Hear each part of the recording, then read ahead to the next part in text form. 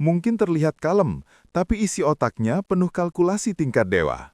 Saat lawan mulai panik dan tergesa-gesa masuk tikungan, Veda justru menunggu celah dengan sabar. Lalu, ciat, langsung masuk seperti maling mokor yang udah apal CCTV.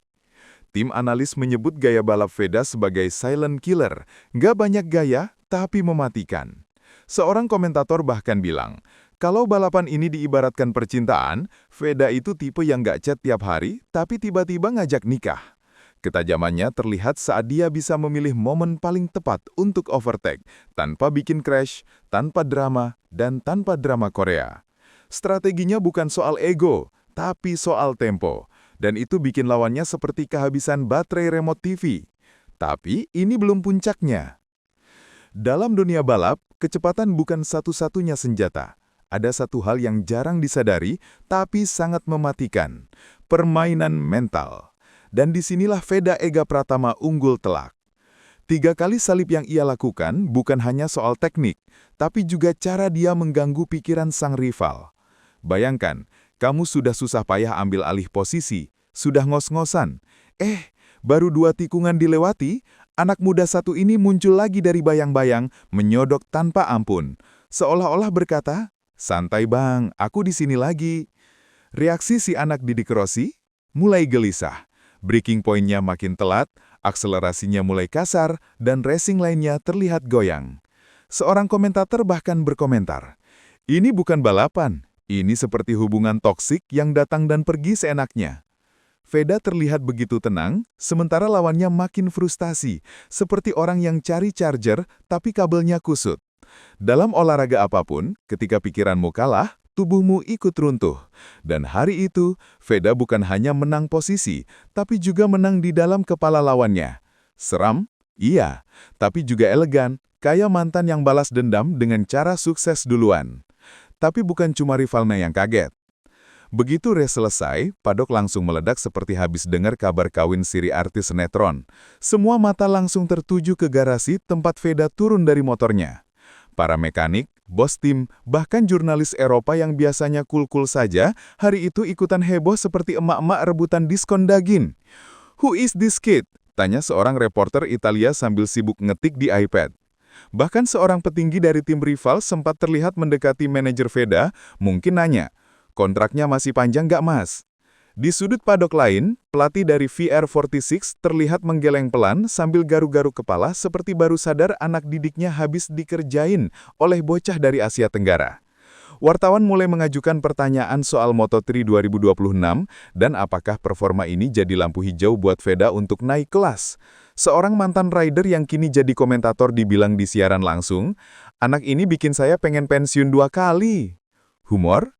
Ada yang bilang ekspresi pelatih VR46 seperti orang habis lihat tagihan listrik. Tapi ini belum selesai, karena dunia maya juga ikut terbakar. Tak butuh waktu lama, video salipan Veda langsung tersebar ke seluruh penjuru internet. Di TikTok, potongan momen overtake-nya diberi musik slow motion yang bikin merinding. Di X, Twitter zaman now ya, thread-thread panjang muncul membedah strategi Veda seperti analis saham bahas Bitcoin. Di Instagram, Reels dengan caption, "Ini balu salib, bukan sekedar serip hati," mendapat ratusan ribu views. Netizen Indonesia langsung naik daun memenuhi kolom komentar dengan komentar khas, "Wakanda forever, anak bangsa cuy." Bahkan ada yang bikin meme, "Ketika kamu disalib 3 kali, tapi masih percaya dia cuma temenan." Lucu banget, tapi juga menunjukkan kalau momen ini benar-benar menyentuh hati penonton. Di YouTube, reaksi dari komentator luar negeri penuh kekaguman dengan gaya, "Who is this boy? Is it real?" Bahkan akun fanpage MotoGP Asia pun menulis, "Inilah masa depan," dan masa depan itu berbahasa Jawa. Semua ini bukan cuma viral, tapi menjadi sinyal bahwa Veda telah memasuki radar global. Tapi apakah ini cukup untuk jaminan naik kelas? Setelah aksi dramatis ini, pertanyaan besar langsung bergema. Apakah ini saat yang tepat untuk Veda naik ke Moto3? Banyak pihak bilang iya. Penampilannya bukan cuma konsisten, tapi juga cerdas dan dewasa. Ia mampu membaca balapan, merespon tekanan, dan mengeksekusi strategi seolah sudah 10 tahun membalap di level internasional. Bahkan media asing menyebutnya sebagai The Silent Storm from Indonesia. Gresini Racing dan Honda Tim Asia kabarnya mulai serius memantau. Seseorang dari kubu Eropa bahkan tertangkap kamera sedang memperhatikan data telemetri Veda dengan wajah penuh penasaran, seperti orang yang baru tahu mantannya nikah sama sahabat sendiri. Tapi, semua tetap tergantung hasil akhir musim ini. Namun satu hal jelas, momen salib 3 kali ini bukan kebetulan, ini bukan hoki. Ini adalah bukti bahwa Veda bukan sekedar bintang lokal. Dia sedang membangun jalannya jadi legenda Asia Tenggara pertama yang bersinar di dunia. Dan kalau ini baru pemanasan, ya siap-siap aja dunia. Tapi sebelum kita tutup, setelah viralnya video ini, netizen mulai membanjiri akun Instagram Veda dengan komentar yang bukan hanya suportif, tapi juga super kreatif dan kocak. Ada yang bilang, "Bro, jangan bikin anak didik Rossi trauma lintasan dong." Yang lain nulis, "Lawanmu perlu vitamin sabar, Ved."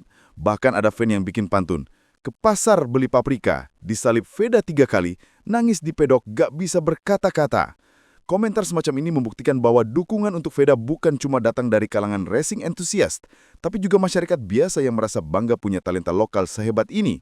Grup-grup WA keluarga pun mulai menyebar video itu sambil nulis, "Ini loh anak Indonesia yang bikin heboh Eropa." Kalau biasanya grup itu cuma bahas hoax diskon minyak goreng, sekarang isinya full tentang Veda. Dalam dunia yang penuh tekanan seperti balapan, kadang komentar netizen yang lucu-lucu ini jadi pelepas stres yang luar biasa. Seolah-olah mereka berkata, "Veda, kamu bawa kami semua naik motor bersamamu." Tapi apa kata Veda sendiri? Dalam wawancara singkat pasca race, Veda tak banyak berkata-kata. Ia hanya tersenyum kecil dan berkata, "Aku fokus aja, selebihnya biar tikungan yang bicara." Ucapan itu langsung jadi kutipan viral dan dimemekan di mana-mana. Ada yang bilang, fix, ini anak bukan cuma jago balap, tapi juga bisa jadi penulis caption puitis. Sementara lawannya masih tampak diam di pedok, mungkin sedang memikirkan karir kedua sebagai barista. Tapi pernyataan Veda membuktikan satu hal penting. Ia sadar bahwa untuk jadi besar, tak perlu banyak bicara. Cukup tunjukkan di lintasan, dan itu yang membuatnya beda. Bukan hanya cepat, tapi juga punya attitude juara. Seorang pakar MotoGP dari Spanyol bahkan menyebut, jika Veda terus begini, Asia punya calon juara dunia pertamanya. Nah, sekarang kita hanya bisa menunggu apakah kejutan berikutnya akan lebih besar lagi. Tapi satu hal pasti, jangan remehkan bocah yang bisa salip 3 kali tanpa drama. Karena dia mungkin sedang menulis sejarah sambil nyetir. Dan buat kamu yang nonton video ini, jangan lupa like, komen, dan subscribe. Karena kalau enggak, bisa-bisa kamu disalip juga, tapi sama takdir.